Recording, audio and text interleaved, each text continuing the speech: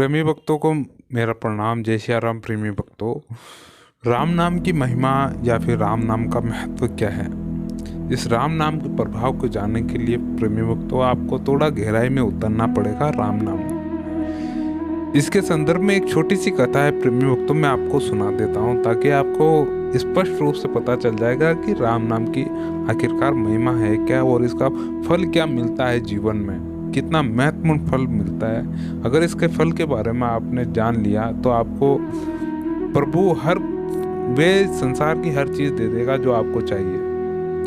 प्रेमी भक्तों, एक समय की बात है, लगभग 2014 या 15 की बात है। एक व्यक्ति जो कि ऐसी अवस्था से गुजर रहा था कि ये कहा जा सकता है कि उसकी मृत्यु काफी निकट थी उसके। वे काफी लंबे अरसे से बीमार चला जा रहा था।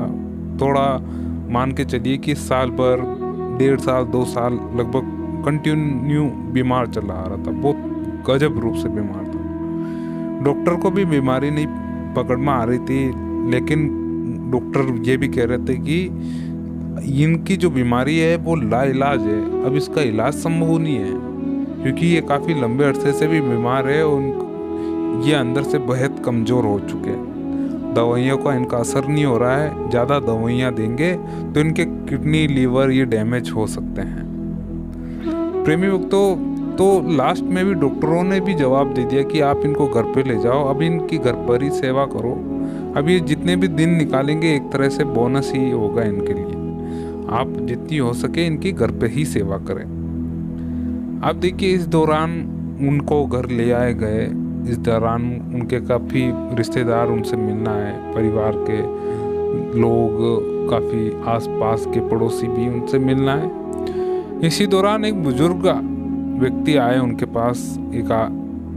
उस बुजुर्ग व्यक्ति ने उनके पास आकर कहा कि देखिए, अब मृत्यु तो आपके निकट स्थित है, अब आपको ये भी पता चल गया कि अब मेरी मृत्यु निश्चित है, तो अब आप ये बिना कोई संकोच के प्रभु का नाम स्मरण करने लग जाए, यानी राम नाम का स्मरण करो, क्योंकि वही एक जन्मदाता या फिर विधाता जो सबका पालनहार है, वही इस जन्म जंजाल के यानी आवन जावन के चक्र से मिटा सकता है, यानी इसका पीछा छुटा सकता है, यानी उस पारलौकिक जीवन की यात्रा करा सकता है, वहां तक पहुंचा सकता है। केवल ये एक नाम ही है जिसका एक बार आप स्मरण कर लो, यानी राम नाम की उन्होंने थोड़ी सी महिमा वहां पर गुणगान अच्छी तरह से गाया, तो उस व्यक्ति के दिमाग में बैठी कि हाँ, अब मर ही रहा हूं तो क्यों ना ये चीज कर ही लूं। इस दौरान उस व्यक्ति ने उसी दिन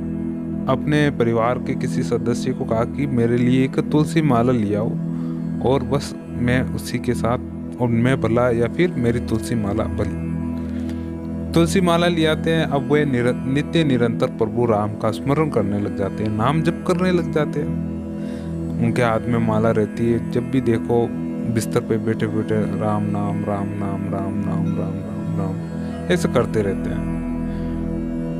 सप्ताह भर निकलने के बाद थोड़ी सी उनमें इतनी क्षमता आ गई कि वे थोड़ा सा बिस्तर से उठ के हल्का सा घूमने फिरने लग गए, और माला हाथ में ही रहती थी और घूमने फिरने लगते थे, और वो राम नाम बोलते थे। थोड़ा घूमते थे वापस बैठ जाते थे, थोड़ा घूमते थे वापस बैठ जाते थे, ऐसी स्थिति हो गई थी। 10 दिन हो गए थे। 10 दिन होने के पश्चात उनमें थोड़ी और ऊर्जा आ गई, शरीर में शक्ति आ गई। ऐसा करते हुए महीना यानी 30 दिन गुजर चुके थे। 30 दिन में तो उनको ऐसा लगने लग गया कि हाँ, अब मैं घर के बाहर भी जा सकता हूँ, थोड़ा टहल के आ सकता हूँ किसी के बिना सहारे के। 1.5 महीने के बाद उन्होंने डॉक्टर से अपना चेकअप वापस करवाया।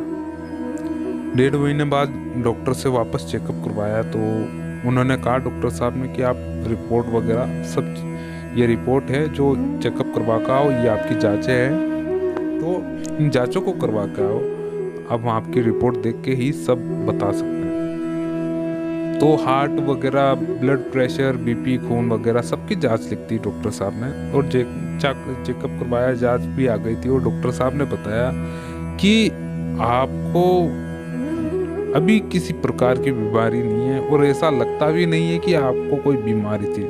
आपका हार्ट भी एक सामान्य युवा वर्ग के बच्चे की तरह कार्य कर रहा है, यानी एकदम चंचल है। लीवर, किडनी वगैरह सब अंदर से तंदुरुस्त है। किसी भी प्रकार की कोई बीमारी नहीं है आपको, बिल्कुल पूर्ण रूप से स्वस्थ है। आखिरकार आपने इन महीने 1.5 महीने में किया क्या है जो कि आप इतनी एकदम अचानक तंदुरुस्ती की ओर चले गए? तो उन्होंने वे बताया डॉक्टर साहब को कि मैंने ना तो योगा किया, कुछ ऐसा नहीं, थोड़ा बहुत योगा कर लिया, बाकी मैंने नाम स्मरण का सबसे ज़्यादा ध्यान दिया, प्रभु का नाम। तो डॉक्टर साहब भी बोले देखिए हमारा कार्य होता है कि पेशेंट का इलाज करना, जितनी हमारी कोशिश होती है पेशेंट को बचाना, लेकिन उसके पश्चात भी पेशेंट नहीं ठीक होता है तो हम भी हाथ जोड़ लेते हैं। फिर हम भी यही कहते हैं कि अब जो भी होगा वो प्रभु के ऊपर है, अब आप भगवान से दुआ कीजिए। अब वो घर आ गया। अब देखिए ये राम नाम की महिमा है प्रेमी भक्तों, मैं आपको फिर से बता रहा हूँ, जो नाम स्मरण का फल प्रताप मिलता है वो बहुत ही गजब का मिलता है। ला इलाज बीमारी का भी इलाज इस नाम स्मरण में मिल जाता है आपको। इसलिए आप जब भी नाम स्मरण करें प्रभु का ध्यान रखें और प्रभु का ध्यान स्मरण करते रहें, क्योंकि इस मानव काया का, इस मानव देह का किसी भी तरह से कोई विश्वास नहीं किया जा सकता है, क्योंकि मृत्यु कभी भी आ सकती है, किसी भी पल।